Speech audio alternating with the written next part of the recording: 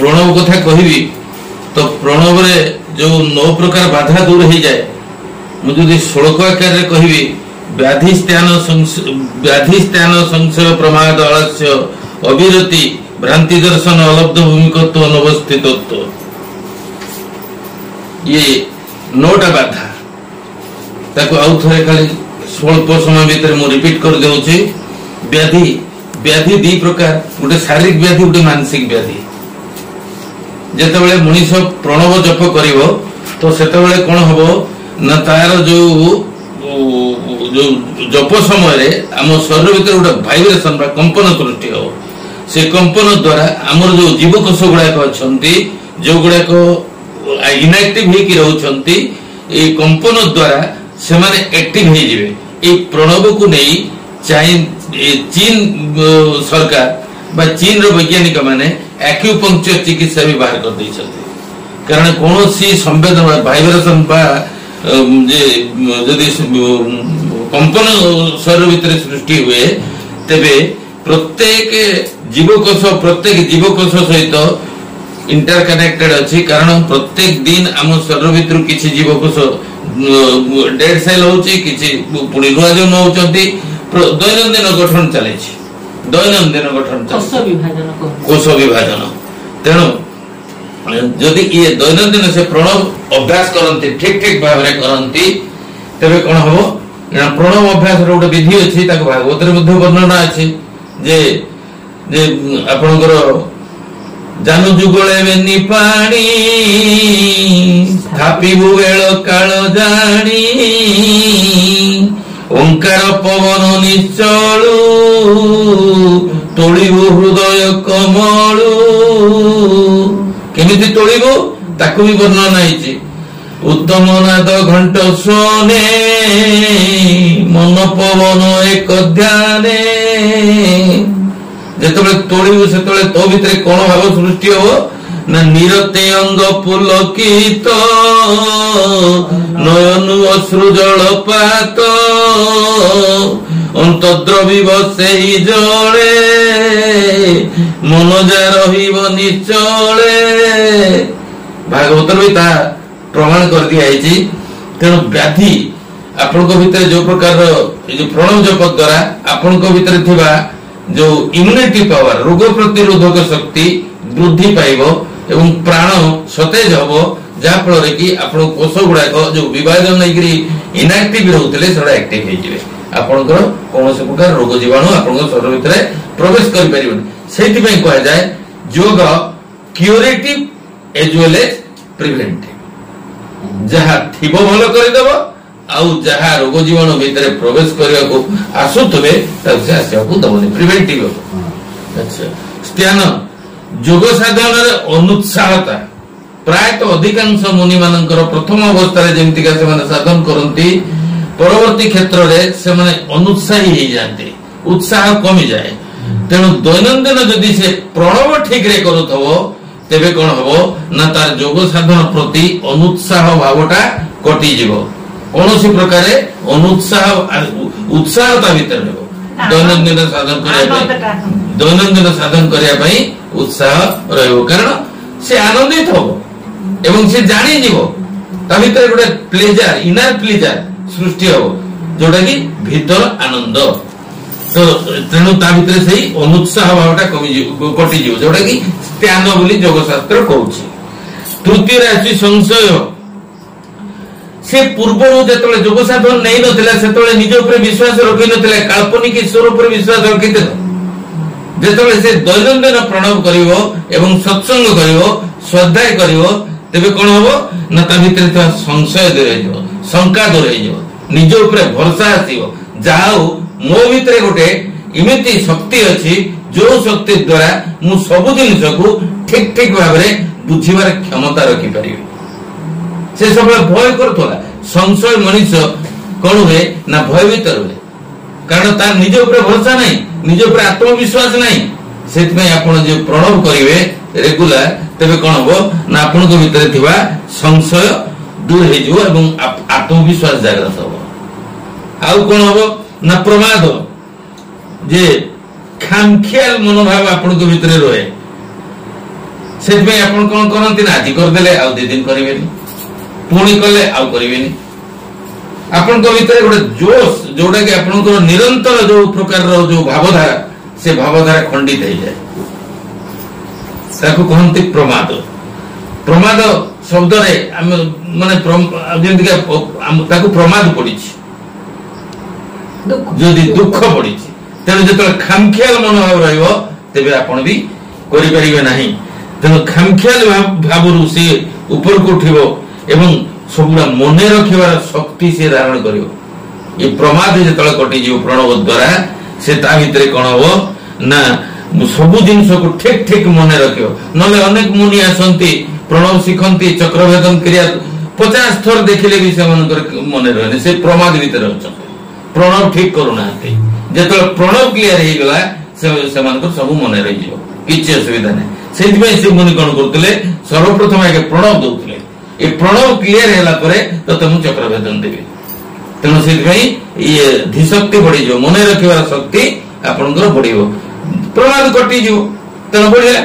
प्रमाद पर आलस्य जे आलस्य गोटे एक प्रकार जिनस प्रायतः ग्रास करिथाय समस्त को ये आलस्य यदि रेगुलर प्रणव जने करिवो ये आलस्य माने आलस्य अर्थ योग करिवा पई अनिच्छा प्रकाश करिवा अलस्वामी तेणु आलस्य योग क्षेत्र रे स्पृहणीय नुहे बाधक तेणु जो रेगुलर से ठीक रे प्रणव करिवो बसी जीवो से अंतर भितर थिबा जो तार जो ये गुड़ाक जागरण हम कंपन त्रुटि हम द्वारा कौन हम ना बॉडी एक्टिव हो जड़े रेगुलर प्रणव करू से साधन करने बाध्य हम कारण से रही पार निश्चित भाव से चक्रभेदन कर प्रणव करदे उठनी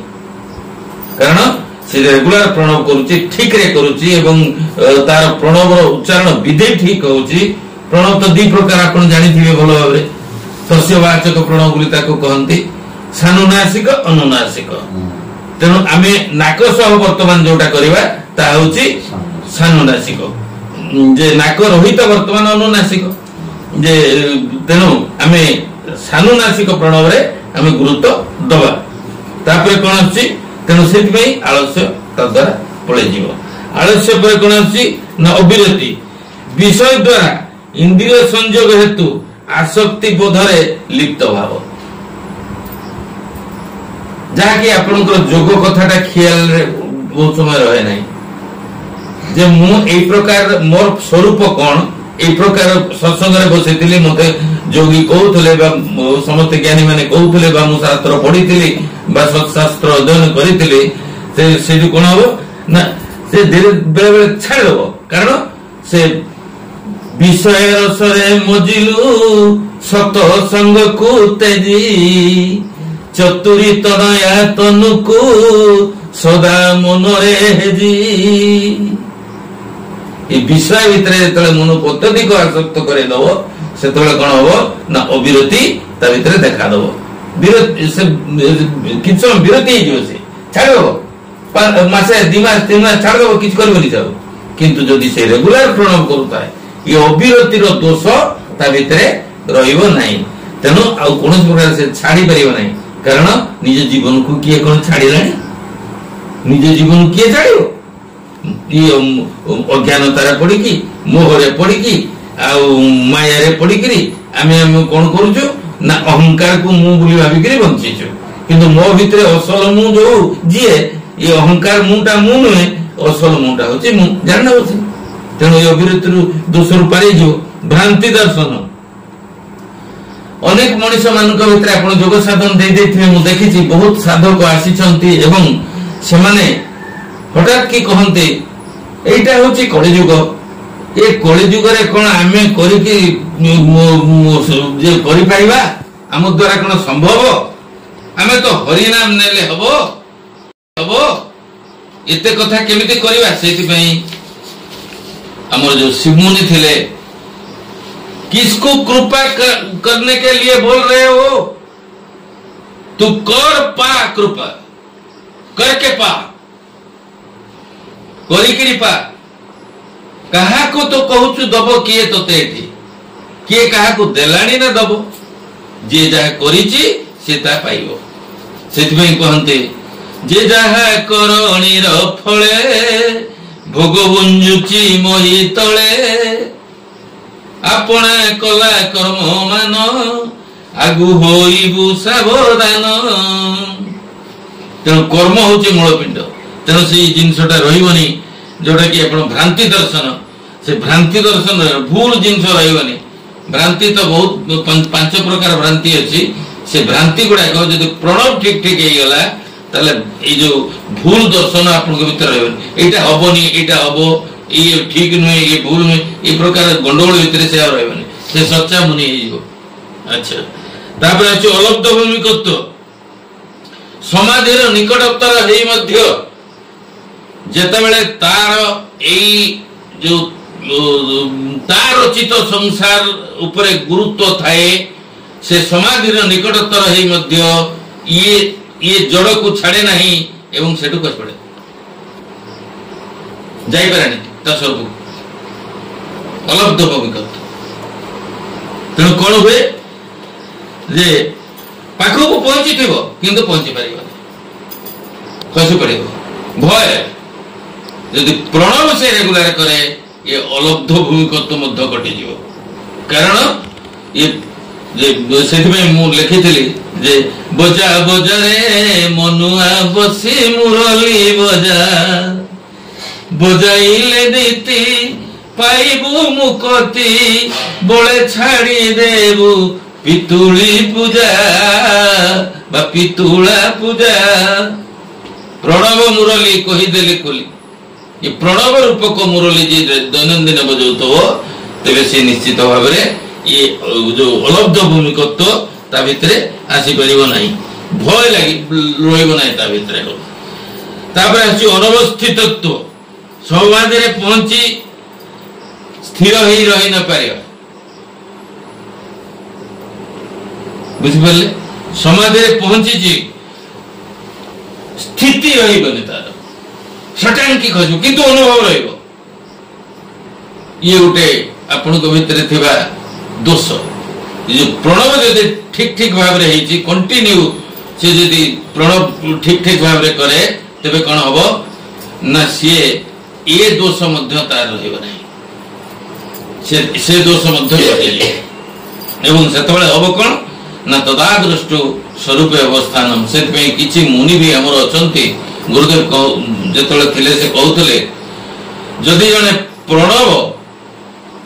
मुक्त हृदय रे करे एवं ठीक रे करे प्रणव रु प्राणायाम पर्यंत पळे जो प्राणायाम रु डायरेक्ट समाधि पक्को पळे किछि आउता भीतर रहइबो नै हमें कोन करिछु ना जो माने ए स्तर स्तर देकरी आसी बुले आपन का आगे गोटे पाठ रखा है धरंतु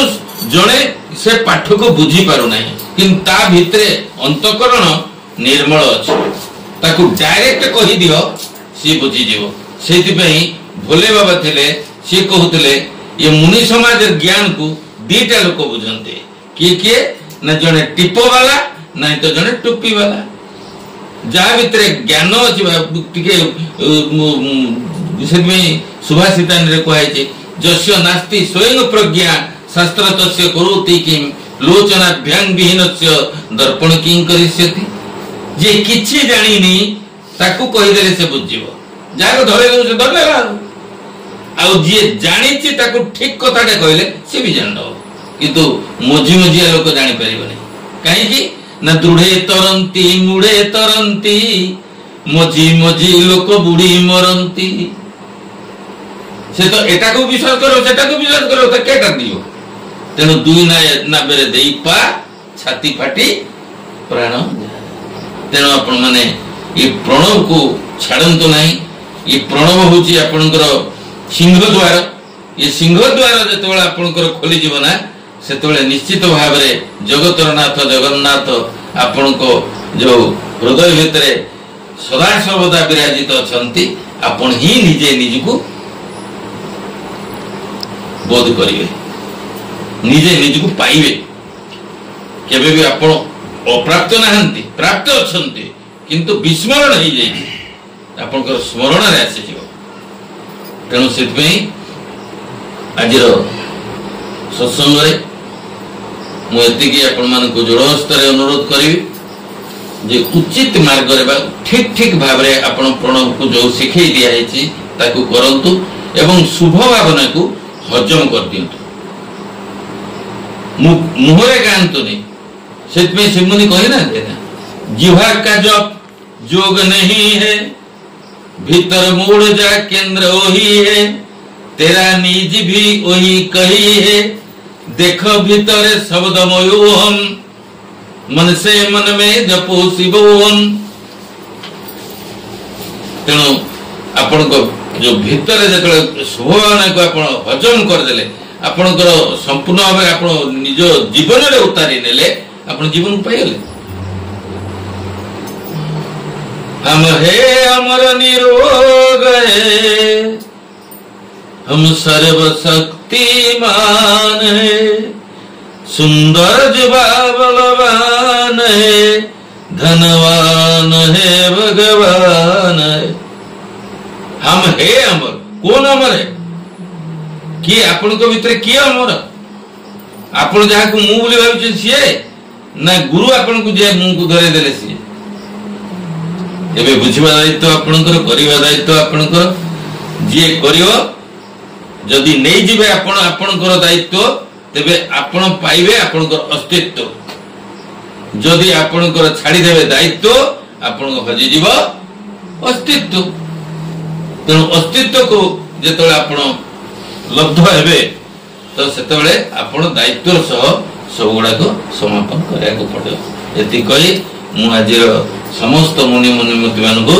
मो हृदय सप्रेम जय जीव जणई आजिकार सत्संग को एठी मु संग करूची। जय जीव जय जीव जय जीव।